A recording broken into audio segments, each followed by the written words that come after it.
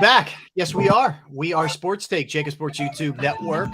Barrett Brooks, Derek Gunn, Rob Ellis hanging out with you on this Wednesday. By the way, people asking about the hat. It's a Callaway hat, not a team oriented hat, but Callaway Golf. I'm bad at golf, but I like their gear. So it's a Callaway hat.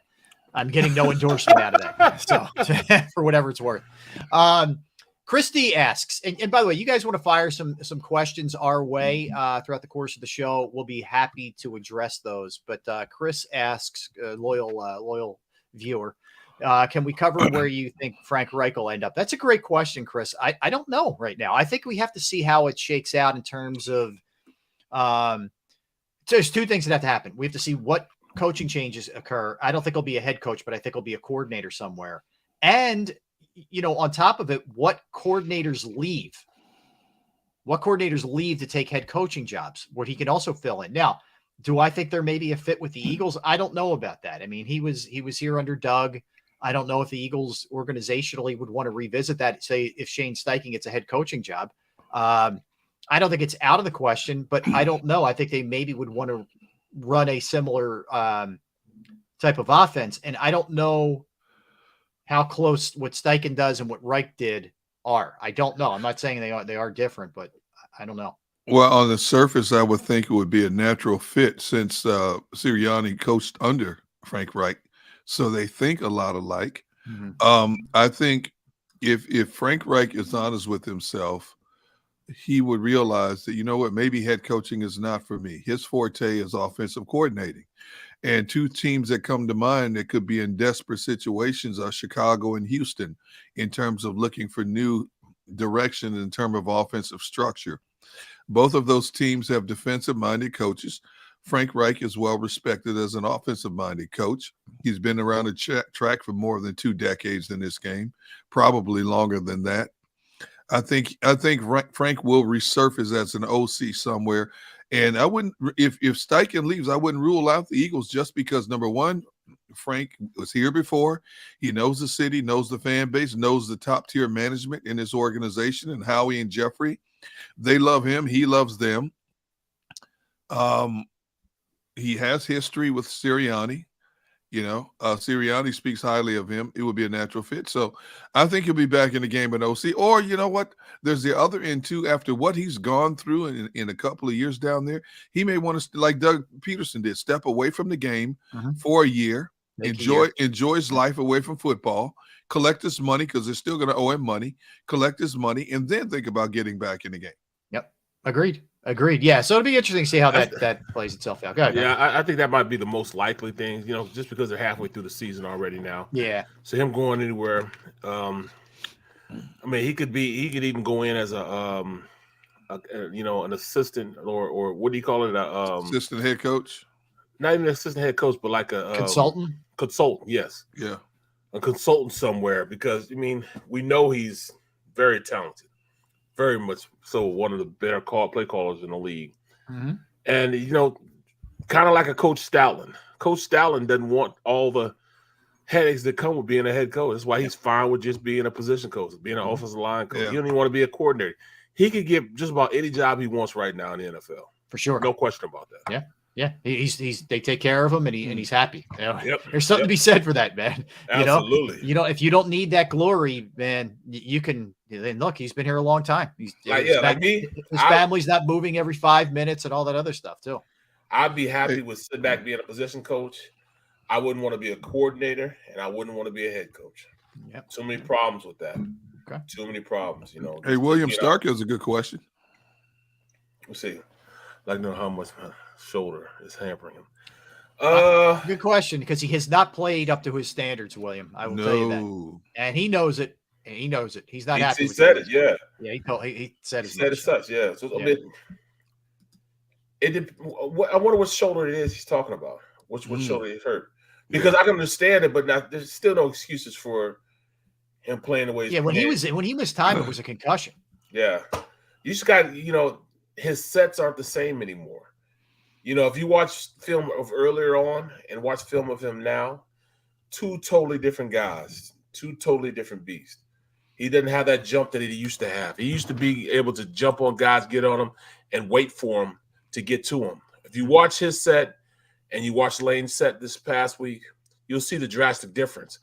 If you watch his set early in the year, 4 games ago, and watch it now, it's totally different from what you saw the last 2 weeks.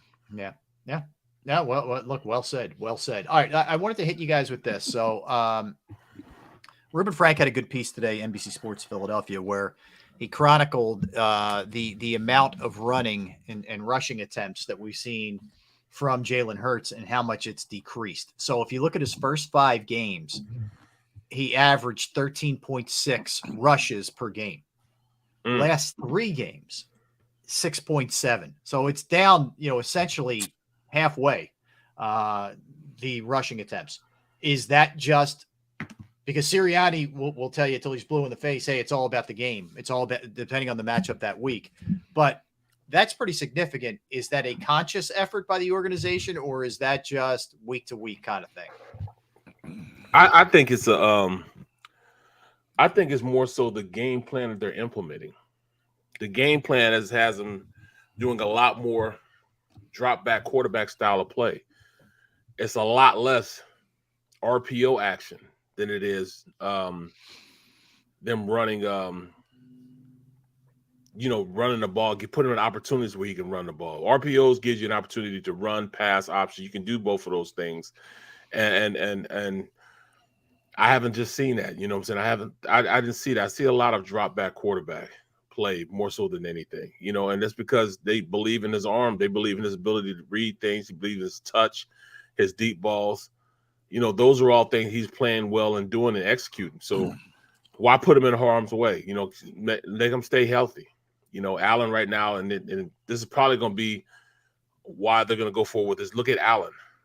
He's hurt, and they don't want him hurt. So I think this may be what the offense is going to. It just really depends on what they want to do and how they want to go out there and effectively take advantage of these defenses that he's going to be playing against. What about you, Gunner?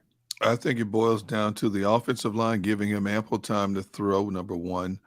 Number two, he's got wide receivers running wide open, especially in those quick slant passes. He's got 3 guys running wide open, including the tight end. And number 3, I think the tight end screen has become an integral part of this offense, which takes a lot of heat of them also. It gives a defense another element that they have to watch for. They just can't all out go after him because that has become such a vital cog in their offense, that tight end screen now. So I think those 3 elements are the reason why he doesn't have to run as much now. Yeah, look, I think it's fair. And I think there's a little bit of everything.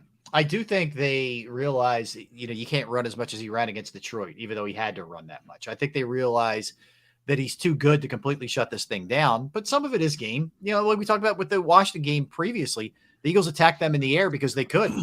Maybe they didn't run it as much because it wasn't going to be as successful. I think some of it just depends on the game and what's happening. But I'm fine with this. Like, he doesn't – obviously, the offense isn't hurting.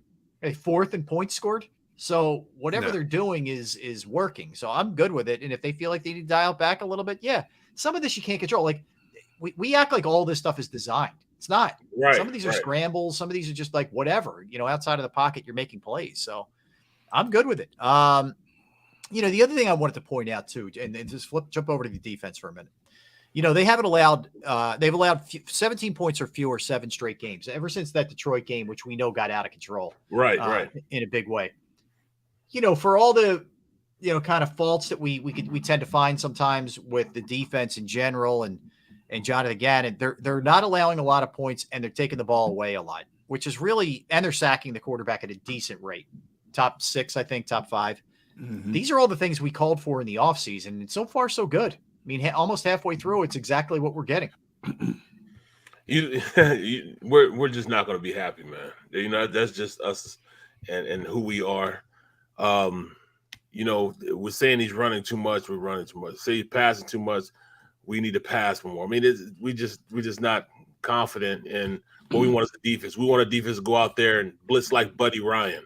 Right. That's what we want. We want a defense that's going to go out there and average 9 sacks a game. We're just not going to get that.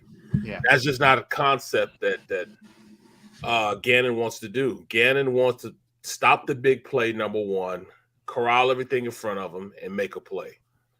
And it's working. It's working. The teams are scoring less than 17 points.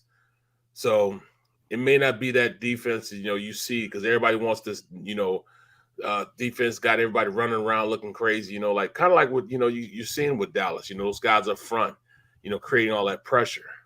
Baltimore, same way. Yeah, but it's just not what Gannon is. And I just got off thinking he's going to do that. He's a guy that's going to allow his guys to make those type of plays. He's going to allow them to, if they see something, work that out. But they're not going to call an aggressive game while they're doing it. All right. I think that's I think it's a fair way to look at it, for sure. And you're right. It feels like he's not going to compromise as far as that goes. And I feel like he probably thinks I don't have to. I'm able to get home. I think especially with Robert Quinn being there, in terms of getting pressure on the quarterback for sure. You look at a couple guys who are hot right now for the Eagles. Javon Hargrave's got 5 sacks in the last 2 games. Right. He has really come on, man. And I don't know how much of this is just he's in there a little bit more with Jordan Davis out of there, or he's in one of those runs like he was in the early part of last year. You remember how good he was the first half of last year? Yes. He was awesome. And then just faded, yeah. Yeah, and I hope that's not what we're in store for here, is all of a sudden he just kind of gets neutralized. But he's been awesome. He's been all over the place. I think he's taken advantage of 2 bad offensive lines the last 2 weeks, and he's going to face another bad offensive line this week. And I thought it was beneficial that Gannon slid him over the nose tackle a lot and let him take the A or B gap more. And the centers he's going up against and the guards can't handle him right now. And I think that's his best position until Jordan Davis comes back. And even when Davis comes back, when Davis is not on the field, utilize him in the same manner. If that's what's getting the most productivity right now out of him, then so be it, until somebody can stop him and force them to do something else. But, he's been in a perfect situation the last couple of weeks in terms of who he's gone up against, and he has reaped the rewards of what it has presented to him. Yeah, I think so. What do you think, Matt? I mean, that's it. When I look at what this team as a whole, man, let's conceptually let's think about how we attack this. You know what I'm saying? Like, when are we gonna be happy with what's going on? I'm happy. Never. You're preaching to the happy choir. Never. As I whistle down the road driving the GAN wagon, I'm very happy. Right. I mean, but we're not gonna get those type of defense. When you had Trot and all those guys, you know what I'm saying? We're not gonna get that type of defense. It's not one of those. We're gonna blitz you to death and all that type of stuff. He has good enough athletes that he can run the defense the way he wants to run it. Just like offensively, Shane Steichen, I just can't say enough about how he's customized this offense around him. And you look at Hargrave and what he's been able to do, they put him in another position, and he's playing well at that position. You know what I'm saying? Mm-hmm. It's not taking anything from him as far as, what he did the first half of the season. But schematically, when you put him over the nose, and then when you put him over the nose like that, and then you have both the guards covered, that means that offensive line has to block man on man. So him beating a center is easy because the center has everything. He got to do everything. He's got to snap the ball. He's got to remember to snap. He's got to remember to play. First of all, when he gets to the line, he got to call the mic. When he calls the mic, he now gets in the stance. Now he's got to get the ball to the quarterback. He's got to snap, get his hands up, get his head up, and block a guy. That's a lot for one guy to do every play. So Hargrave is taking advantage of that and getting up on him and getting out his stance and exploding through before the center can do anything. Mm-hmm. That's why he has some success, because he's played that position before. Mm-hmm. He played that when he was in Pittsburgh. That's what he did for that whole time. But to say he's been playing hard. He's been playing his ass off this entire season. Mm-hmm. I think it's just, he's gotten a lot healthier than before also. But you put him in a better position when you put him at that note, just for right now. All right, so the other one, a couple other guys that are hot. C.J. Gardner-Johnson, 4 picks in the last 2 games. He's got 5 on the season. And he couldn't tackle my grandma, though. Huh? He couldn't tackle my grandma though. No, I was just going to say, we know tackling is not a strength. However, Oh man, does have a nose for the ball, man. Yeah, he does. You know, that's for sure. He's that's why he's more of a corner than he is a safety. Because he ain't hitting you, but that's okay. No, that's okay. Bro, I can remember we were playing Dallas one year, and it was cold outside. It was cold. It was the fifth down play. Well, it was the fourth down, but I called it the fifth down play. But it was that same game, and I can remember I pulled around the corner, and we call it 19 Bob. I pulled around the corner, and I'm going to hit Dion, and Dion turned around, haul ass, ran out of bounds. I'm like, what's going on? I say, hey, big fella. They pay me to cover. They don't pay me to tackle. They damn sure don't pay me to hit big guys like you. So, hey, you ain't got to worry about me. If you got to block me, don't worry about it. I'll take myself out the play. He ran all the way out of bounds, bro. Well, he's kind of the same way, man. I ain't trying to do that. They don't pay me for that. They pay me to cover. That's what I am, a cover corner. Yeah, he's a ball hawk. For a guy who's learning a new position, basically, I think he's been able, for the most part, except the tackling, to cover up his deficiency well in that regard. He's a ball hawk. He's leading the league in interceptions. He's great at breaking up passes. He gets from sideline to sideline as quick as any safety back there the game today, to help out when he has to. So I think if he has that one deficiency in the tackling, you still have 10 other guys that should be able to wrap up. I'll take that from him right now, considering what he's given to this defense. In terms of help generating turnovers, covering guys, taking away deep balls, getting sideline to sideline. I'll take all that and give up that one deficiency. Well, you know what? I'm sorry, Rob. He's not a guy that's going to tackle a running back or a tight end. Force against force, man against man. He's going to go up and tackle a corner. A wide receiver. Yeah, right. And not trying to, if you picking him up and putting him down, you barreling down on him. I can't see him going in and tackling a guy. But I mean, to the story, don't get into the secondary. Don't let him get in. Don't let the other team get in the secondary. Hey, that man made a business decision. Yeah. He don't want to be sipping soup through a straw. He wants to be back to play another play. No, look, I hear you. Then you go to the other side of the ball, and Dallas Goedert's now second in receiving yards on the team. Last two games, 14 catches, $164, and a touchdown. There you go. He is really coming on, guys. That's because he is. I mean, he's starting to step out. He's feeling comfortable with it. Look at that. Do you guys remember that pass that Hurts threw, and it was behind him, and he caught it, tipped it, brought it back in for the first down? I'm like, yo, he's in a zone. He's playing lights out right now. Both he and AJ Brown, man, are got the symbiotic relationship with Jalen Hurts. Yeah, they do. I mean, they are just balling, man. I mean, that catch alone told me, he's one of the top tight ends in the league.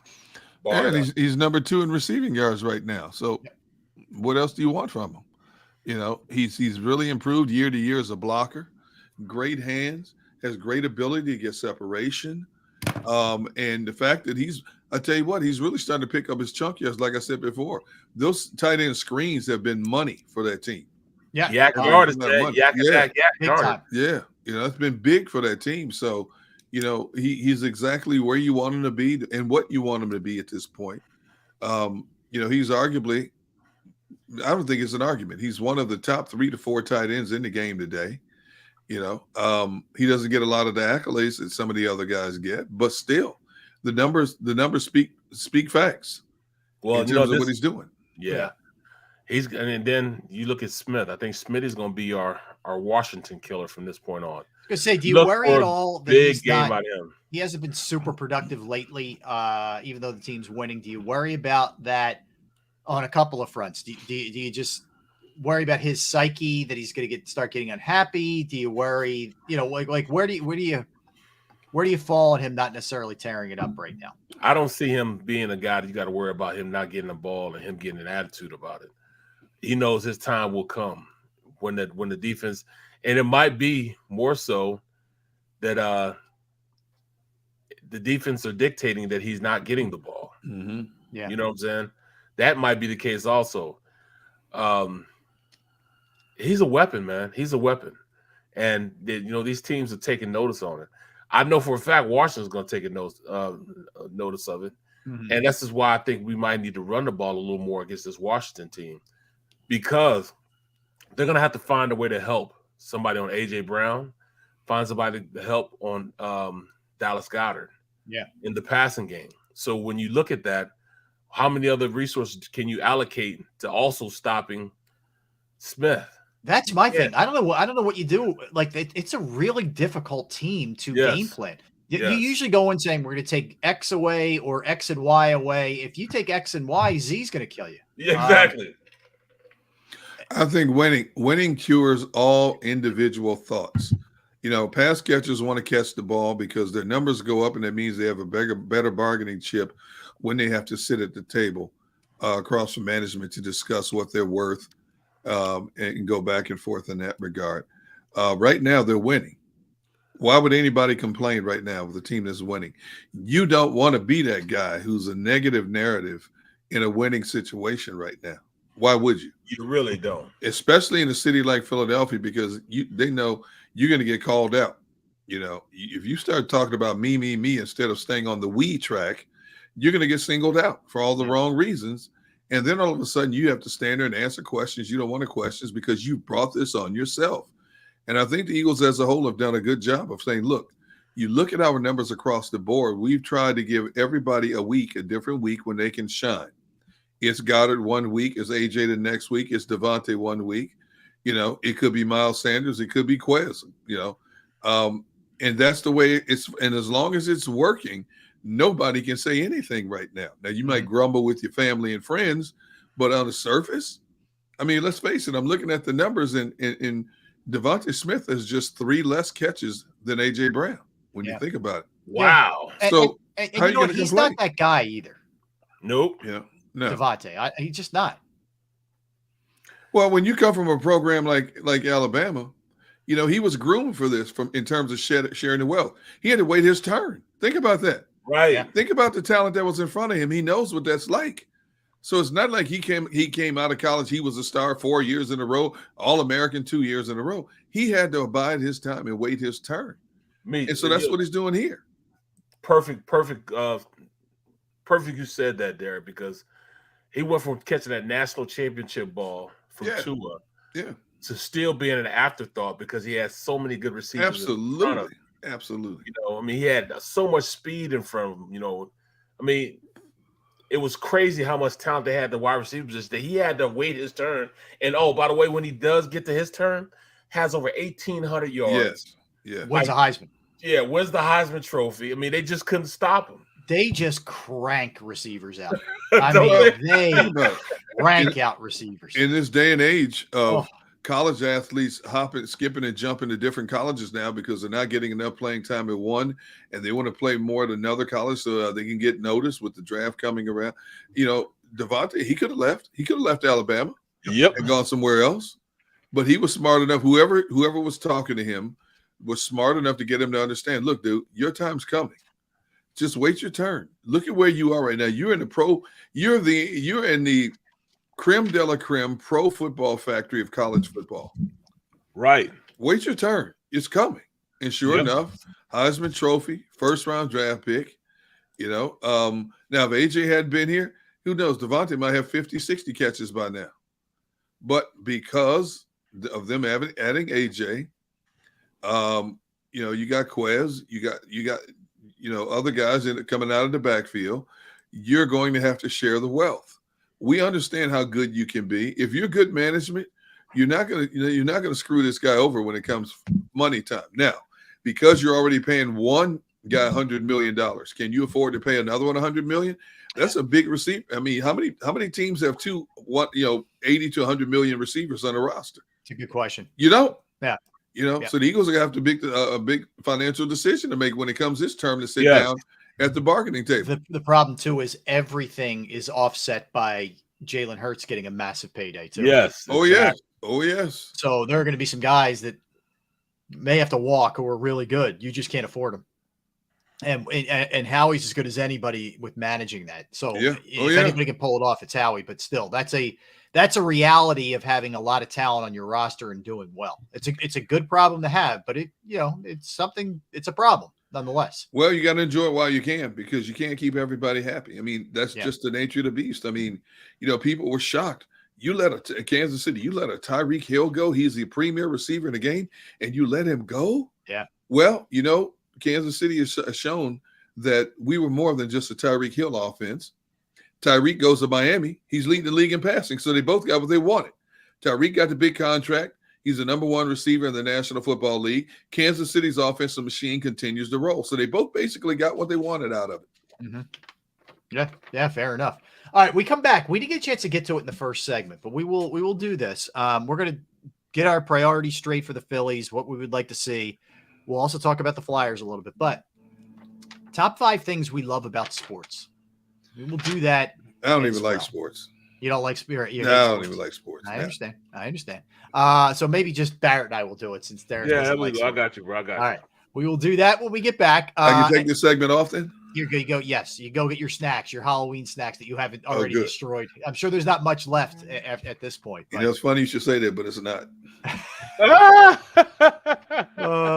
Pace yourself, as they say. We'll do a little NFL at 2:00 and get into a bunch of other stuff as well. When it comes to great video, you want to see it from Lamar Jackson also. So don't go anywhere. Derek Gunn, Barrett Brooks, Rob Ellis. We're Sports Take, JAKIB Sports YouTube Network. We're going to talk about Flynn Tree Services right now, because Flynn Tree Services is an experienced, licensed, and insured Pennsylvania tree services company that will trim or remove any unwanted trees off of your property. They offer cost-effective solutions to any tree problem that you may face. So if you have any types of issues in your property or on your yard, or in your yard or on your property with your trees, if you do, they're just a quick phone call away. They're experts at trimming all types of trees, and they serve southeastern Pennsylvania, South Jersey, and northern Delaware. Flynn Tree Services specializes in tree removal, stump grinding, as well as tree pruning. Now, keep in mind, you get storm and hurricane season upon us right now. It's a great time to have your trees evaluated. Make sure everything is good to go. Go to their Facebook or Instagram page for more information or a sampling of their work. Give Flynn Tree Services a call at 610-850-2848, 610-850-2848, or online at flynntreeservices.com. That's flynntreeservices.com. Philadelphia fans.